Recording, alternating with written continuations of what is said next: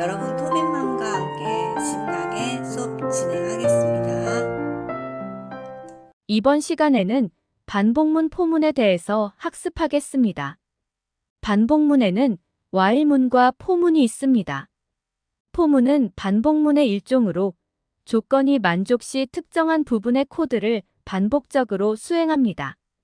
주어진 조건이 만족되는 동안 문장들을 반복 실행하는 것은 while문과 동일하지만 포문은 반복 횟수가 정확할 때 주로 사용합니다. 그럼 반복문 포문에 대해서 자세하게 살펴보겠습니다. 포문은 while문처럼 반복문의 일종입니다. 그래서 조건이 만족하면 특정한 부분의 코드를 계속 반복적으로 수행하는 것을 말합니다. 흔히 이제 포문의 경우에는 반복 횟수가 딱 정확할 때 100번, 10번 이럴 때 많이 사용하고요. while문은 일정한 조건에 따라서 그리고 반복 횟수가 결정될 때 많이 사용을 합니다. 그래서 포문에서는 순서가 굉장히 중요한데요. 먼저 저희가 이렇게 세미콜론으로 구분을 합니다. 그래서 for라고 입력을 하고 그 다음에 가로 열고 가로 닫고 그리고 이 안에는 세미콜론이 들어옵니다. 그런데 처음에 초기 값을 넣어줘요. 그래서 뭐 i가 1이라든지 아니면 i가 0이라든지 그런데 이것은 단 한 번만 수행을 합니다. 두 번째는 조건 검사가 들어가는데요.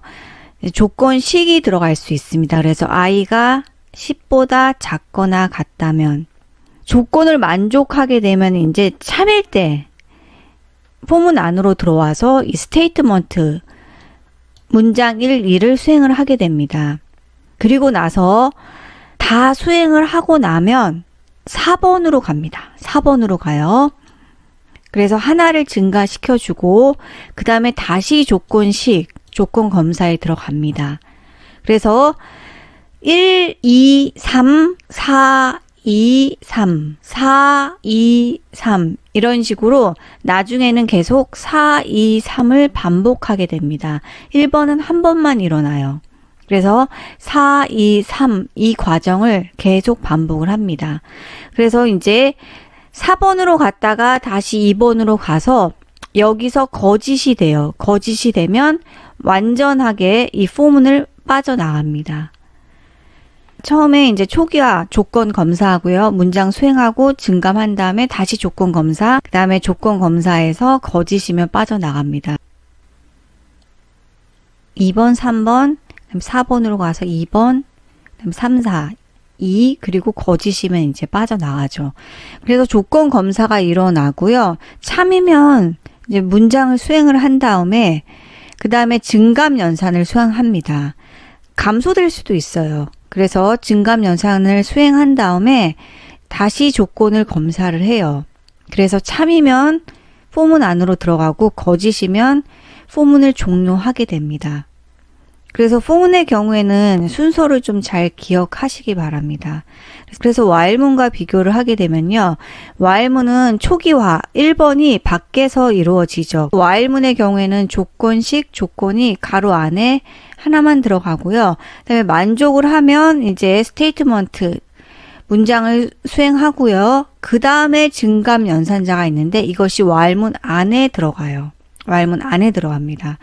이제 순서를 이제 잘 해주셔야 돼요. 수행하고자 하는 문장이 먼저 오고 그 다음에 증감 연산이 일어나야 되는데 만약에 이제 증감 연산이 먼저 일어나고 그 다음에 문장이 일어나면 또 다른 결과가 올 수도 있습니다.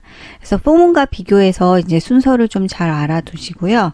그래서 while문의 경우에는 while문 바깥에 초기화가 이루어지고 그 다음에 스테이트먼트와 증감 연산이 while문 안에서 이루어집니다. 포문의 예제를 한번 살펴볼게요. 먼저 int i라고 했는데 자, 포문 안에다 정의를 하지 않습니다. 초기화 값을 할 때 i를 0이라고 놓고요. 선언은 밖에서 이루어져야 됩니다. i라는 정수형의 경우에는 선언과 동시에 초기 값을 부여할 수 있는데 포문에서는 안에 선언과 동시에 초기 값을 부여할 수가 없습니다. 그래서 일단은 초기 값은 안에 넣지만 선언은 바깥에서 이루어져야 됩니다. 그래서 i가 0이라고 하고요. 이 경우에는 i가 10보다 작다는 조건식이 들어갔습니다. 그리고 나서 이 조건을 만족을 하게 되면 이 부분을 수행을 합니다. 그래서 순서가 1, 2, 3이 됩니다. 자, 그래서 포문의 경우에는 수행 순서가 처음에 이제 초기값 첫 번째 일어나고요. 한 번만 이루어집니다. 그래서 루프가 시작될 때 한 번만 수행을 하고요. 그 다음에 이제 조건 검사를 수행을 하고요. 그 다음에 이 조건을 만족하게 되면 세 번째 이 문장을 수행을 합니다. 그리고 나서 이제 다 수행을 하고 나서 다시 반복문으로 돌아가는데 이때 마지막에 증감하는 곳으로 들어갑니다. 그리고 나서 이제 4번 다음에 2번으로 가서 다시 이제 조건을 비교를 하고요. 만족하면 들어옵니다. 그래서 i가 10보다 작거나 같다는 것은 저희가 이제 처음에 0부터 시작하는데 0은 10보다 작죠. 이걸 수행하고 나서 3이면 이제 들어옵니다. 그래서 0, 1, 2, 3, 4, 5, 6, 7, 8, 9 경우에는 조건을 만족하죠. 그래서 프린트문을 10번을 돌리는 대신 포문을 이용해서 이렇게 반복적인 작업을 줄여줄 수가 있습니다. 주제 1번의 경우에는 while문을 이용했는데 이번에는 for문을 이용해서 문장을 완성하는 건데 이제 이 안에 들어갈 코드를 입력해 보시면 됩니다. 그리고 마찬가지로 프린트문을 이용해서 문장을 완성하면 됩니다. 그래서 결과를 보면요. 정수를 입력하시오라고 해서 사용자가 5라고 입력을 하게 되면 1부터 5까지의 합은 15입니다. 이렇게 나오는 겁니다. 그래서 이러한 결과를 나타낼 수 있도록 포문을 이용해서 문장을 완성해 보는 것이 실습 과제 주제 2번입니다. 한번 코드를 좀 볼게요. 포문의 경우에는 while문보다 오히려 더 간단하게 느껴질 수가 있습니다. 그리고 두 while문의 경우에는 잘 사용하지 않고 while문을 주로 사용하는데 그래서 우리가 반복문 포문을 while문하고 많이 비교를 합니다. 근데 초기값을 밖에다 넣어주는 while문과는 다르게 초기값을 포문 안에 넣어줘요. 이렇게 세미콜론 안에 코드가 3개가 와요. 처음에는 이제 초기값 그래서 한 번 수행을 합니다. i가 1이에요. 그 다음에 조건 문장 그래서 1은 5보다 작거나 같다는 거 참이죠. 그러면 이 안으로 들어가서 sum은 sum 플러스 i를 수행을 합니다. 그러면 sum에는 초기값이 0이 있었고 i에는 1이 들어와 있습니다. 그래서 0 더하기 1의 값이 sum에 담기게 되고요. 그 다음에 1로 옵니다. 4번 i를 하나 증가시켜줘요. i 플러스 플러스라고 해서 저희가 증감 연산자를 사용을 했죠. 그러면 기존에 1이었기 때문에 2가 담기게 됩니다. 그리고 나서 다시 이제 이 부분을 비교를 합니다. 2는 5보다 작거나 같다는 것이 참이죠. 그러면 안으로 들어가서 sum은 sum 플러스 i 기존의 sum이 1이 담겼죠. 그리고 i는 2입니다. 그러면 1 더하기 2 결과값이 sum에 담기게 되고요. 그리고 나서 다시 이제 1로 와요. 그래서 2, 3, 4, 2, 3, 4, 2, 3, 4, 2, 3, 4 이 과정을 반복합니다. 그러면 i가 2였죠. 그래서 하나를 더해서 3이 되고요. 그 다음에 3은 5보다 작거나 같다는 것이 참입니다. 그래서 sum에 기존에 3이 담겼죠. 거기다가 3을 더해서 6이 담길 겁니다. 그 다음에 마찬가지로 i에다 하나 증가하면 4가 돼요. 그래서 이런 식으로 수행을 하다가 이제 결국 i가 하나 증가해서 6이 옵니다. 6이 오게 되면 6은 5보다 작거나 같다는 건 거짓입니다. 그래서 반복문을 빠져나오게 됩니다. 그래서 printf문을 이용해서요. 1부터 n까지의 합은 sum입니다. 그리고 n하고 sum의 경우에는 정수형으로 선언된 변수죠. 그래서 %d, %d가 와야 됩니다. 이제 가위바위보 게임을 한번 해볼 텐데요. 컴퓨터와 가위바위보 게임을 해서 승자를 가리는 게임입니다. 본인 학번 연구라는 폴더에다가 프로젝트 3이라는 프로젝트를 생성을 하고요. 이거는 생략 가능합니다. 그런 다음에 여러분이 다운로드 받은 rock1.c라는 소스 파일을 추가를 좀 할 거예요. 그래서 기존에는 항상 새로운 파일 안에다가 작업을 했는데 기존에 있는 소스 파일에다가 이제 추가해서 코드를 작성할 겁니다. 도전수는 10번이라고 했는데 그렇다는 것은 이제 반복문이 10번 수행이 되는 겁니다. 가위바위보 게임을 한번 살펴볼게요. 여러분이 컴퓨터랑 이렇게 게임을 할 겁니다. 컴퓨터는 볼을 냈고 여러분은 가위를 냈습니다. 그러면 우리가 이겼죠. 가위의 경우에는 이제 0이라고 표현을 하고요. 바위는 1, 보는 2라고 표현을 할 겁니다. 그래서 저희가 컴퓨터의 경우에는 0, 1, 2를 난수 발생한다고 하는데 0, 1, 2를 항상 고정적으로 내게 되면 우리가 컴퓨터를 이길 수가 있죠. 그런데 컴퓨터가 가위를 낼지 볼을 낼지 알 수가 없습니다. 0을 낼지 2를 낼지 1을 낼지 알 수 없습니다. 그래서 이것을 난수 발생이라고 하는데요. 난수 함수를 이용해서 임의의 수를 발생시킬 겁니다. 그래서 대응 정수가 0, 1, 2고요.